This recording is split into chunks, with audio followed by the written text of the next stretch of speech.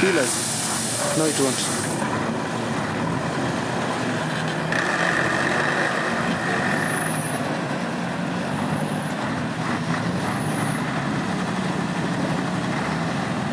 Mkonge hiyo mawe hapo katikati ya kuna mawe hapo mahali kwa mama. Mahali mama hapo.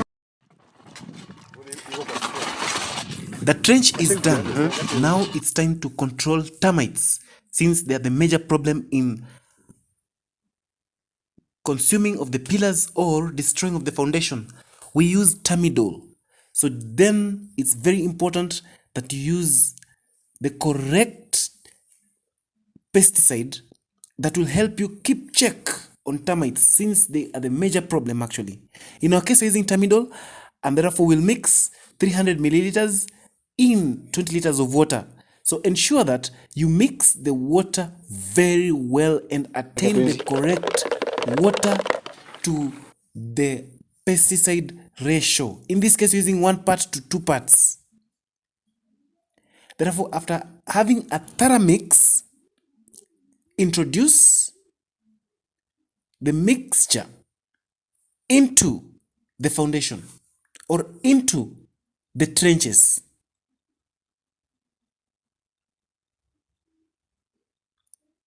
Now, before introduction of the spray, ensure that the trenches are wet so that there can be a smooth flow of the pesticide via diffusion.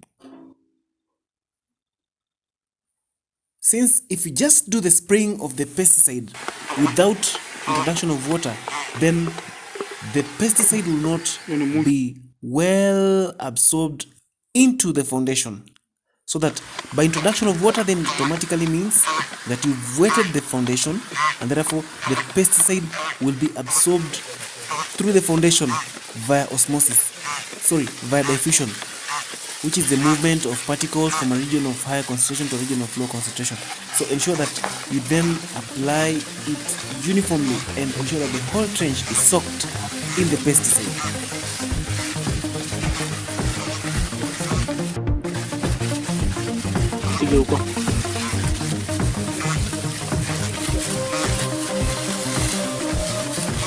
So take your time to ensure that it's done well and it's smoothly done.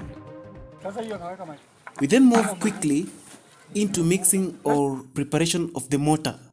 That very day that you do treatment of the trenches is that very day that you need to do blinding.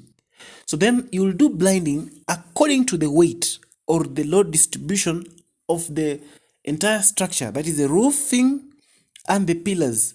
So in our case, because we're using timber for roofing, then we're going to do at least 6 inches blinding on the trench and 8 inches blinding inside the pillar hole. So it is very important that that is achieved. And for you to achieve that required thickness of the blinding, you have to do pegging. So you will take a piece of timber, then prepare a peg, then measure the required measurement, for example 6 inches, and then hit it hard into the trench, leaving 6 inches above the trench. Then you fill it with mortar up to that peak of the peg. That will automatically give you 6 inches. So then spread evenly the blinding mortar inside the hole and ensure that it's compacted to avoid having air spaces. So the much compacted it is and the lesser the air spaces it is, then the stronger the base is. So this one is a pillar base, and therefore it's very important that you have to achieve a compacted blinding mortar. Maybe one would ask the ratio of the cement to sand to ballast. The ratio is 1 to 3 to 2. 1 bag of cement to 3 bags of sand to 1 bag of cement to 2 wheelbarrows of ballast and to 3 wheelbarrows of sand.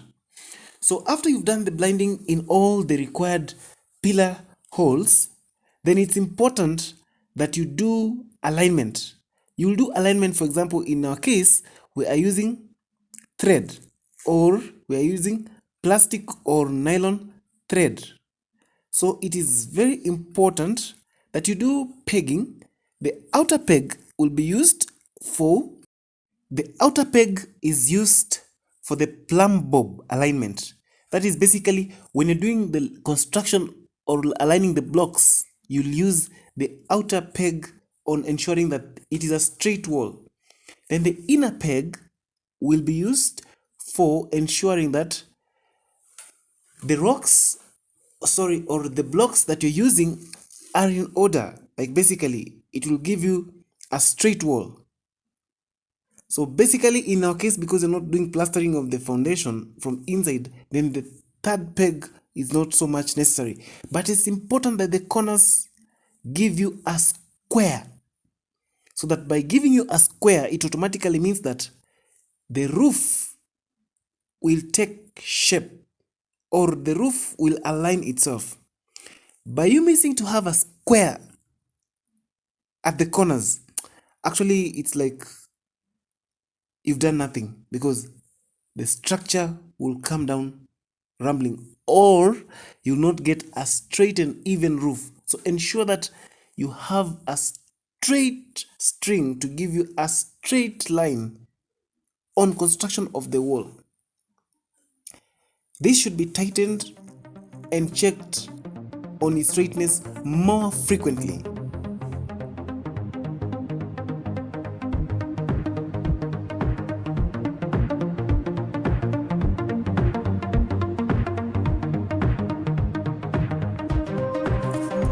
Maybe the other thing one does is, why then go for the string?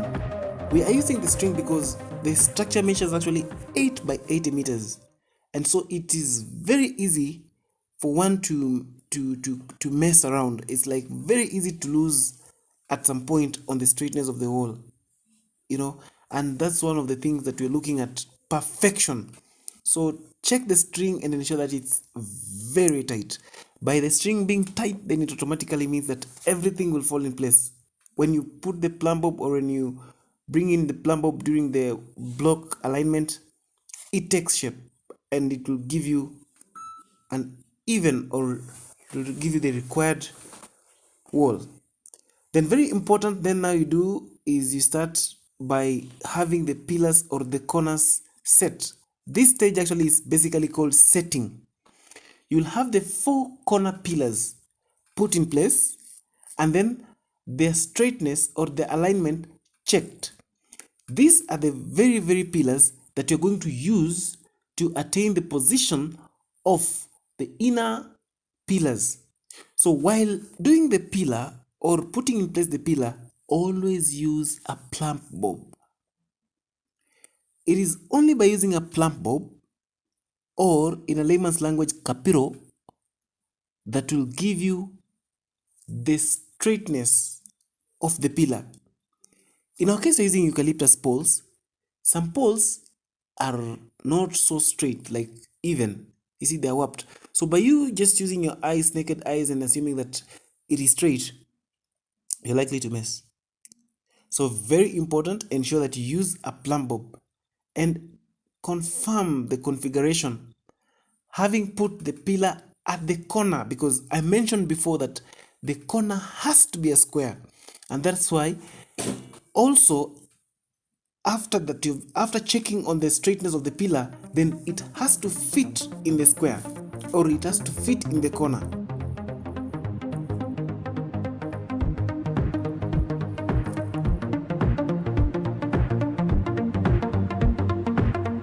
So once you've checked and ensured that the pillar is at the square, you've put the plumb bob and you've confirmed that it's straight, it is only then that you can introduce the mortar. Or rather, you can introduce another layer on top of the blinding mortar that the pillar stands on.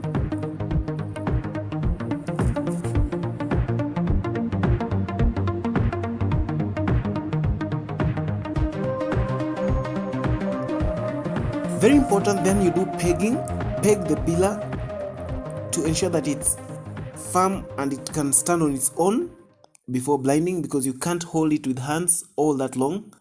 Then fill in the trench or the hole with mortar and give it 2 days for it to cure and hold the pillar firm. So this should be done in all the 4 corners. That's when now you can have the structure set and good to go, so that then you can easily introduce the other pillars, maintaining a straight line. So the same procedure will then be repeated in this case. Just having the pillar in place at the corner with a square and checking on it with a plumb bob to ensure that it is gotten in line with what is required.